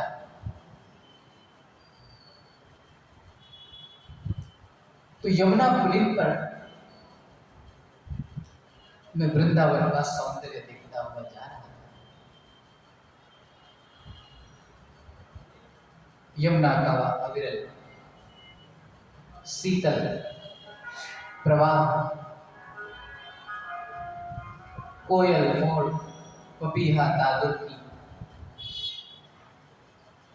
सुरीली आवाजें, और यमुना के जल पर हंसों का विहार, बड़ा ही सौंदर्य दृश्य था। लेकिन तभी मैंने वहां पर एक आश्चर्य में दृश्य देखा।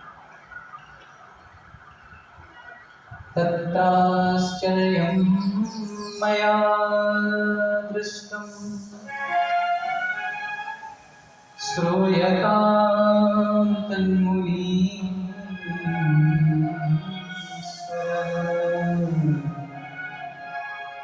एका तु तरुणी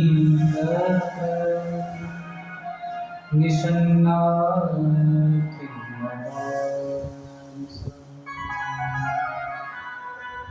तत्राश्चर्यं मया दृष्टं। शंकादिक परमहंसों से देवर्षि नारद कहते हैं, तत्राश्चर्यं मया दृष्टं, मैंने एक आश्चर्य देखा। क्या आश्चर्य देखा? एका तु तरुणी तत्र निषन्ना खिन्न मानसा, कि एक स्त्री, उसके आंखों से अश्रु प्रवाह बह रहा है, और वृद्धो दो पतितौ पार्श्वे, उसके दाएं और बाएं ओर दो वृद्ध अचेत अवस्था में पड़े हुए और बहुत सारी स्त्रियां उसको घेर करके बैठी हुई हैं। कोई पंखा चल रही है, कोई उसे जल पिला रही है, कोई उसके अश्रु पोंछ रही है, कोई उसे चुप करा रही है, कोई सांत्वना दे रही है। ये दृश्य जब मैंने देखा तो मेरे मन में विचार आया, क्या बात है, आखिर इस देवी का दुख क्या है, क्या कारण, किस कारण से ये देवी जी रो रही है। इस प्रकार से मैं मन में विचार कर ही रहा था, तभी उस देवी की दृष्टि मेरी ओर पड़ी। जैसे ही उस देवी ने मुझे देखा तो उसने आवाज लगा, भो भो साधु क्षणं तिष्ठ मज्जन्तामपि नासनं दर्शनं तव लोकस्य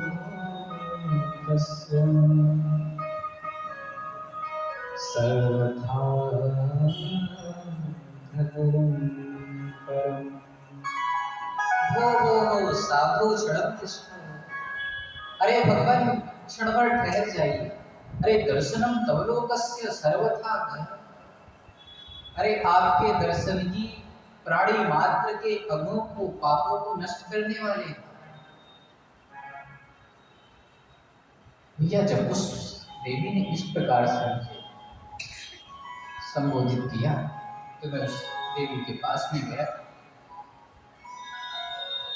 और फिर मैंने उससे उनके दुख का कारण पूछा। कासिकुं काविमोचेम नार्यः का पद्मलोचन वद देवी सविस्तारं स्वस्य दुःखस्य कारणम्। हे देवी, आप कौन हैं, आपका परिचय क्या है, और ये जो वृद्ध है ये कौन है। स्वस्य दुःखस्य कारणम, और आपके दुख का कारण क्या है, हमें बतलाइए। तब उस देवी ने अपना परिचय दिया, अहम भरतीति ख्याता इमौ मे तनयो मतो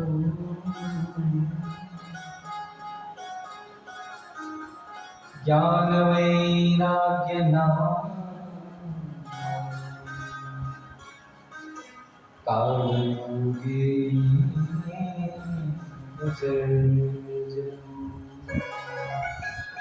उस देवी ने कहा कि अहम भक्ति ख्याता, देवर्षि मेरा नाम भक्ति है, मैं भक्ति हूँ, और ज्ञान वैराग्य नाम, और मेरे ये दोनों पुत्र हैं, ज्ञान और वैराग्य। लेकिन काल का चक्र तो देखो, काल योगेन जर्जर, माँ तो तरुणी है और पुत्र वृद्ध हो गए, बस मेरे दुख का कारण।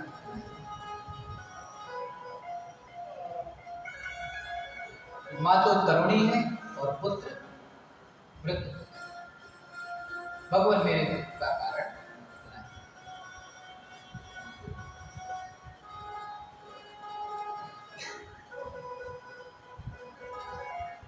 भगवान मैं अपना पूरा परिचय आपको दूं तो मेरा जन्म तो उत्पन्ना द्रविणे सा, द्रविड़ देश में मेरा जन्म हुआ, वृद्धि कर्नाटकी गता, कर्नाटक देश में मैं बड़ी हुई और महाराष्ट्र आदि देशों में मेरा बड़ा सम्मान हुआ। लेकिन मैं जैसे ही गुजरात में पहुंची तो वहां पर मैं गुरु जरे जीर्णता। भक्ति मैया स्वयं को कह रही हैं कि मैं वृद्धावस्था को प्राप्त तत्र घोर कले पाखंडी खंडिता, अर्थात इस कलयुग ने मुझे और मेरे पुत्रों को खंड खंड कर दिया, अर्थात दुर्बल कर दिया। अब सबसे पहले एक बात, सूक्ष्म बात ये आपसे निवेदन करूं। कई बार हमने अपने सत्संग में कहा कि यहाँ पर भक्ति स्त्री का प्रतीक, भक्ति यहाँ पर कोई स्त्री देह या हाड़ मांस का पुतला नहीं। भक्ति यहाँ पर, जैसे हमने श्रद्धा की बात, श्रद्धा भक्ति यहाँ पर एक प्रतीक, वो बात हमारे भीतर की, वो जो परमात्मा के प्रति हमारा समर्पण भाव है, समर्पण की जो वृत्ति है, समर्पण का जो भाव है हमारा परमात्मा के प्रति, उसी वृत्ति को ही भक्ति कहते हैं। तो भक्ति यानी कोई बाह्य देश या बाह्य जगत की कोई पांच भौतिक स्त्री नहीं है, और ज्ञान और वैराग्य कोई पुरुष देह या पृथ्वी जल तेज वायु आकाश से बने हुए कोई देहधारी पुरुष नहीं। ये देहधारी पुरुष होते तो चोर और डकैत को धोखे ज्ञानी बन जाते, ज्ञान को पकड़ लाते, वैराग्य को पकड़ लाते, अपना गुलाम बना लेते।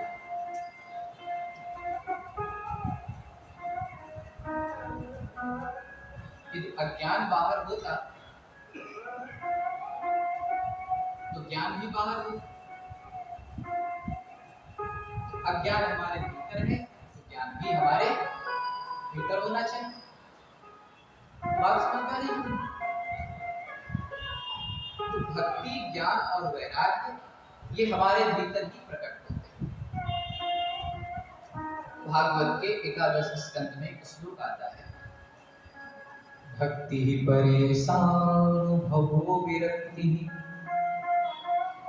रण्यं प्रचैष त्रिक एककालः। कहते हैं कि भक्ति के पुत्र हैं ज्ञान और वैराग्य। तो जब हमारे जीवन में भक्ति आती है तो ज्ञान और वैराग्य, जैसे कोई नन्हा बालक है, माँ जिधर जाती है बच्चा उधर ही उधर माँ का आंचल पकड़े जाता है। तो भक्ति जहां जहां जाती है ज्ञान वैराग्य उधर ही उधर। तो जब हमारे जीवन में भक्ति आती है तो दृष्टांत देकर के समझाते हैं कि जैसे हम भोजन करते हैं, भोजन करते समय ग्रास, जब एक ग्रास मुख में गया और मुख के साथ उदर में गया तो तुष्टि अर्थात संतोष हुआ, तुष्टि अर्थात शरीर को बल भी मिला और क्षुधा निवृत्ति भी हुई। तो तुष्टि, पुष्टि और क्षुधा निवृत्ति ये भोजन के साथ ही होते हैं। वैसी भक्ति आने के साथ ही ज्ञान और वैराग्य स्वतः ही बात समझ में आई? तो जब हमारे जीवन में भक्ति आती है तो ज्ञान वैराग्य स्वतः ही आता है। ज्ञान वैराग्य कोई बाह्य स्त्री या पुरुष नहीं, ज्ञान वैराग्य हमारे भीतर की ही बातें हैं, अर्थात हमारे भीतर ही ये सब प्रकट होने वाली चीजें। संसार से विराग और उस परम सत्ता का ज्ञान और उसके प्रति अटूट श्रद्धा, यही भक्ति और ज्ञान वैराग्य का स्वरूप है और यही इस श्रीमद् भागवत का प्रतिपाद्य विषय है।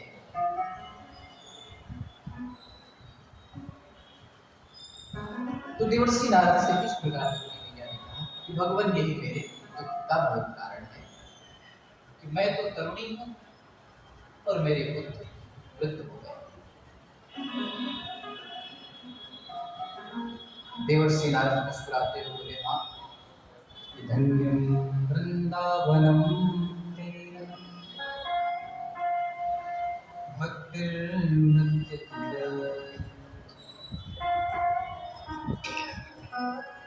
वृंदावनम पुनः प्राप्त नवीनेव स्वरूपी। देवर्षि नारद कहते हैं कि मां, धन्य है यह वृंदावन धाम कि इसके संयोग से ही भक्ति मां पुनः तरुणी हो गई। आपका जो कलिकाल के द्वारा जो क्षरण हो गया था, कलिकाल के जो दोष थे उनके द्वारा जो आप दुर्बलता को प्राप्त हो गई थी, उनसे आपका जो आपके स्वरूप में जो न्यूनता आ गई थी, आप में जो वृद्धावस्था आ गई थी, लेकिन धन्य है यह वृंदावन धाम। इस वृंदावन धाम में आते ही आप पुनः तरुणी हो गए। भक्ति मैया हाथ जोड़ करके बोली कि प्रभु ये तो ठीक है कि मैं तो तरुणी हो गई, लेकिन हमारे पुत्र तो वृद्ध हो गए। देवर्षि नारद ने कहा कि अत्रैमो ग्राहका भावा, यहाँ पर इनका कोई ग्राहक नहीं है, यहाँ पर तो सब प्रेम के पुजारी हैं, ज्ञान वैराग्य को कोई पूछता नहीं। लेकिन आप चिंता मत करिए,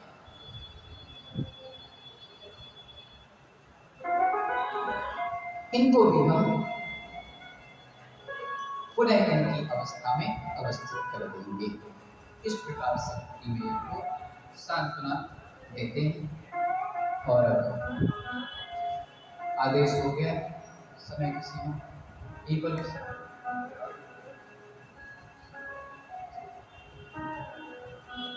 कल से हम सब पुनः यही से प्रारंभ करेंगे। आइए कुछ क्षण भगवान नाम का आश्रय ले।